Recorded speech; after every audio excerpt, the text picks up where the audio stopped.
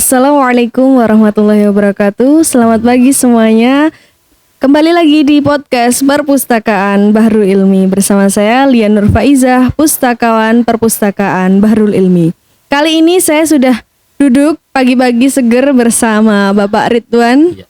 Monggo Pak, perkenalan dulu sama teman-teman YouTube. Semuanya, nama saya Ridwan Furqoni. Saya guru di Madrasah Tsanawiyah Negeri 4 Bantul ini, dan sebagai tugas tambahan saya diamanai menjadi koordinator program Tahfidzul Quran untuk para siswa di MTSN 4 Bantul. Oke, berarti ini adalah koordinator dari tahfidz di MTSN 4 Bantul. Sangat menarik sekali. Bapak mulai mengurusi tahfidz itu tahun berapa Pak? Atau bulan apa mungkin? Ya, saya masuk di madrasah ini tahun 2019. Ya, 2019 di bulan Juli sudah langsung ditugasi untuk menjadi koordinator program Tahfidzul Quran. Kemudian ya sampai hari ini. Berarti sudah berapa bulan Pak program tahfidz yang jenengan ampuh? Sudah 3 tahun, tetapi kan tertabrak pandemi ya, dinamikanya agak macam-macam begitu. Dan ini mulai stabil kembali ya tahun ajaran ini di bulan Juli 2022. Oke. Dari program tahfidz itu rincian programnya itu untuk anak atau treatment untuk anak tentang tahfidz itu bagaimana Pak? Mungkin bisa diceritakan. Jadi Tahfidzul Quran ini program mandatori. Program mandatori itu program yang diwajibkan oleh Kementerian Agama, khususnya Kanwil DIY. Jadi DIY ini menginisiasi, mempelopori adanya program mandatori tahfidz. Artinya setiap madrasah mulai dari RA, Raudhatul Atfal, MI, MTS, MA itu wajib memasukkan program tahfidz menjadi pelajaran intrakurikuler 2 jam per minggu. 2 jam per minggu. Ya. Itu dari RA ya, dari Raudhatul Atfal, TK itu loh, TK. Masih kecil ya Pak ya. Itu sudah dimasukkan program tahfidz dengan target, ini targetnya mandatori Kanwil ini. RA itu sudah hafalan juz 30. Kemudian MI itu juz 29, MTS itu juz 1, MA itu juz 2. Berarti ngantongin 4 juz ya Pak kalau nanti MA. Runtut dari RA sampai MA itu tidak pindah ke SMP misalnya gitu ya, dan dia disiplin itu 4 juz ya. Luar biasa. Udah kalau apalagi pesantren ya Pak ya. Ya ini tidak melihat latar belakang anaknya, siswanya, baik madrasah itu berasrama atau tidak, semuanya wajib diselenggarakan program tahfidz seperti itu. Wajibannya minimal itu 2 jam tatap muka per minggu. Per minggu ya Pak ya.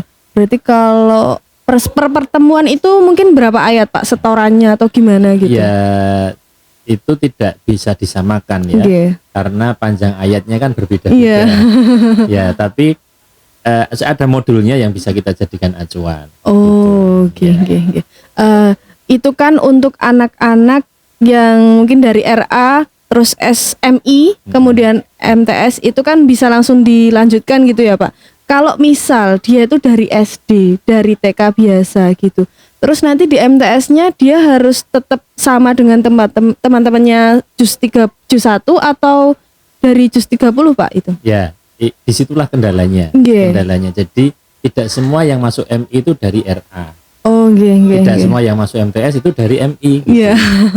Jadi kendalanya ya Pak, input yang masuk ke madrasah kita bermacam-macam. Disitulah kita membutuhkan kreativitas untuk mengelola agar program ini bisa mencapai target dengan input yang beragam tadi. Jadi kita kemudian nggak terlalu memikirkan inputnya dari sekolah apa, ya sudah kita garap saja yang ada di MTS kita ini. Jadi tetap mereka dari juz 30 juga gitu Pak? Ya, akhirnya kelas 7 itu kita targetkan juz 30. Aslinya juz 30 itu kan targetnya di RA kalau menurut program mandatori Kanwil. Tapi kita adakan untuk kelas 7. Sementara juz 1 itu di kelas 8 dan 9. Oh, begitu.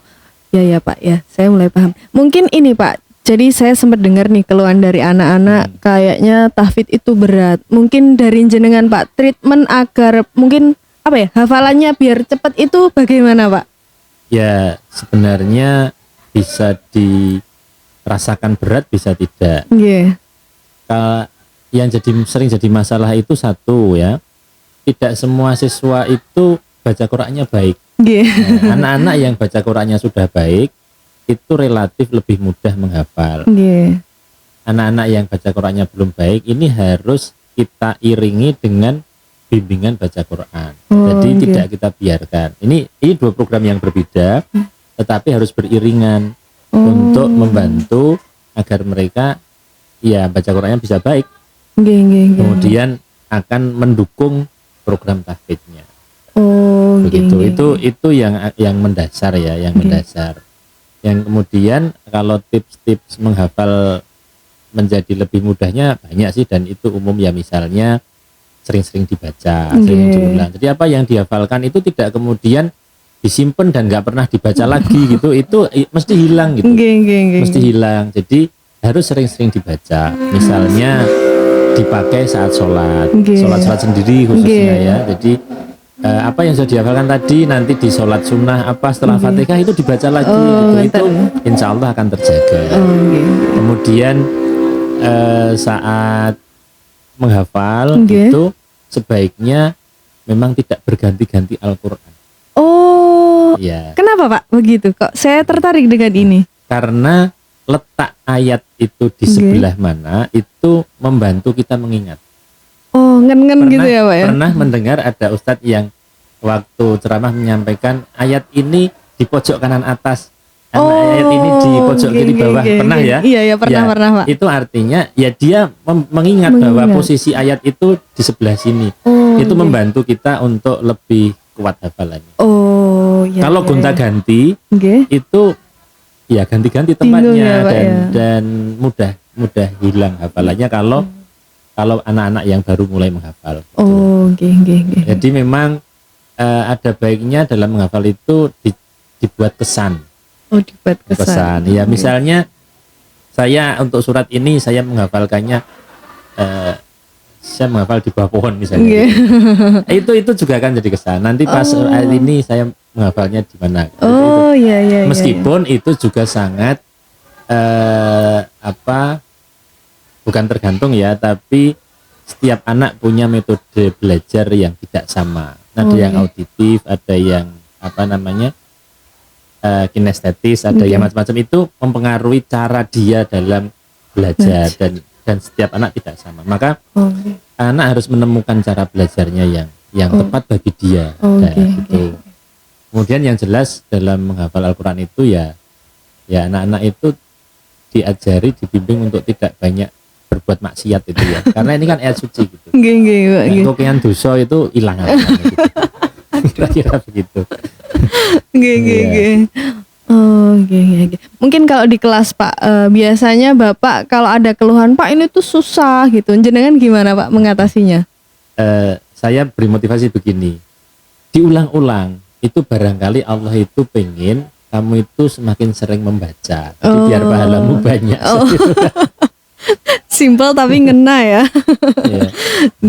Mungkin dari kendala teknisnya Pak, kalau biasanya jenengan mengajar tahfidz itu apa Pak? Selain dari anak-anak? Ya tahfidz ini relatif meskipun ayatnya beda, tetapi kan metodenya itu agak susah kita variasikan ya. Ya kan menghafalan begitu ya. Itu anak bisa jadi jenuh gitu kalau terus saja begitu. Kemudian jadi seringkali yang pertama kalau kita masuk kelas saya ajak murojaah, mengulang kembali hafalannya.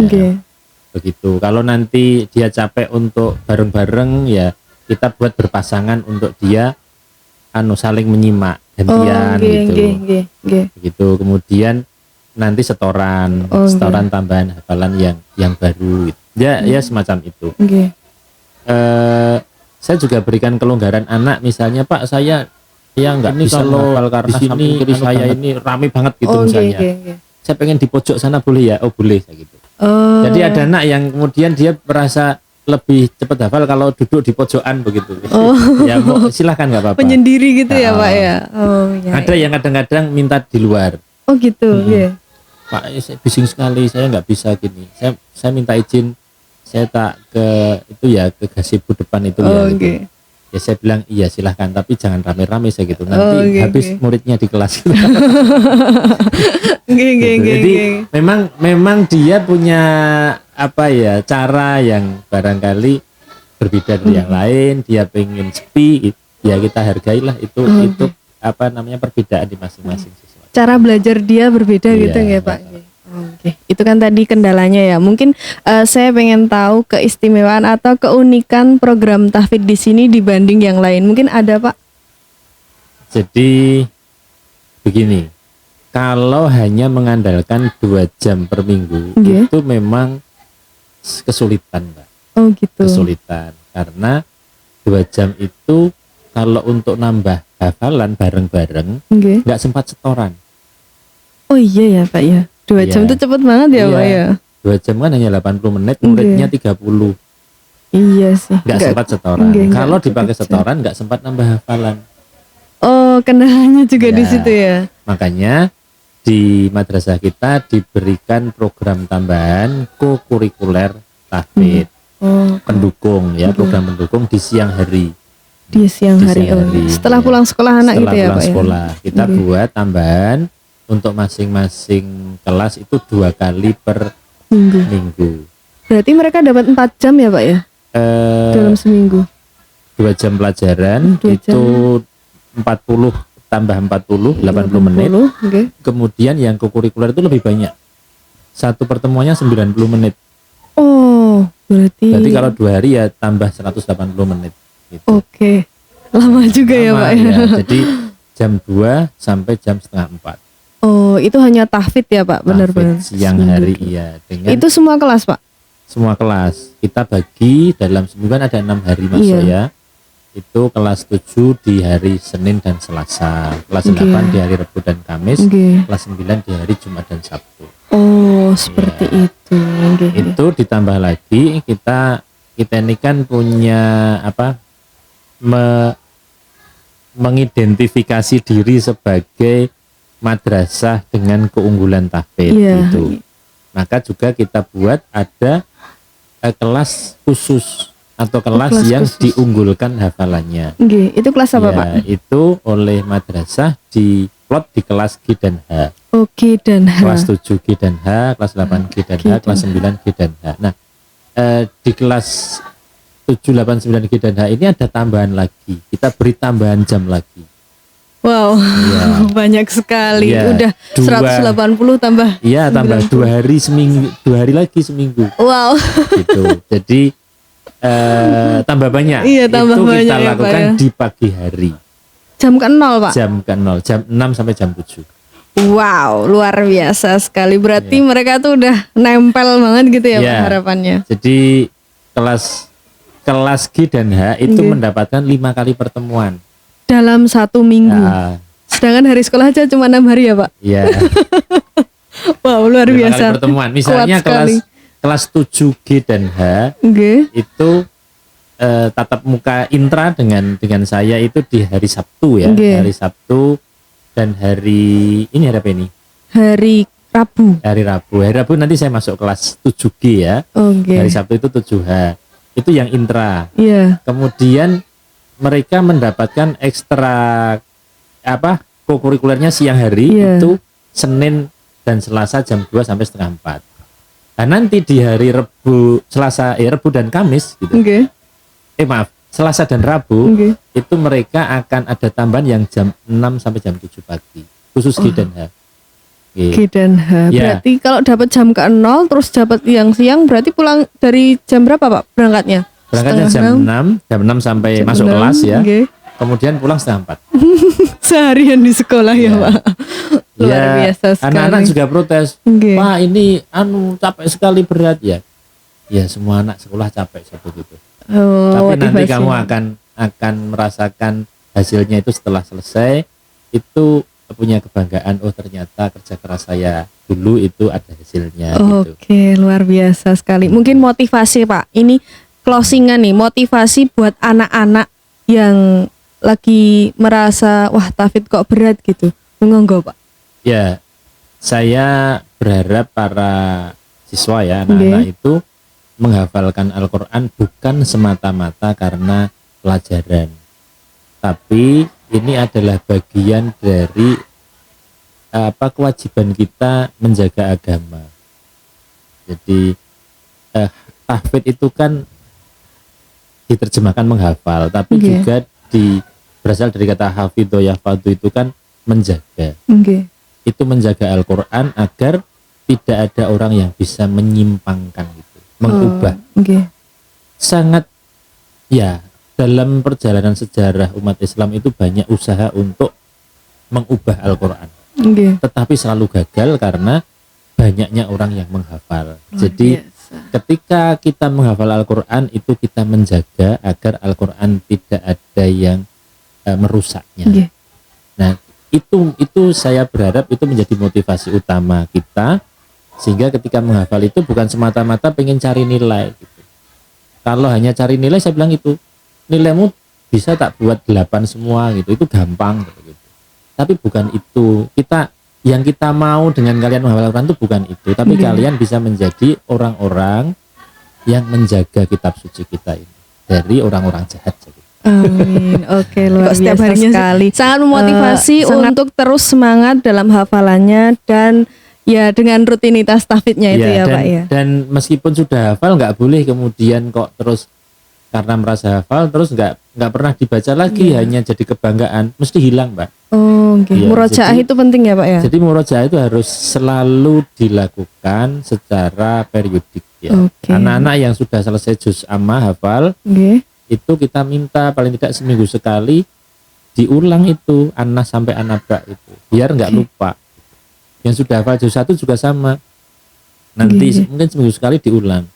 Ulangnya mau Pak setoran, nggak harus seperti itu. Nanti sesama siswa yang sudah hafal kalian bisa saling simak, di rumah juga bisa sering-sering dibaca saat sholat. Tadi pas sholat sendiri itu nanti mungkin 20 ayat begitu, biar nggak MTSN Bantul.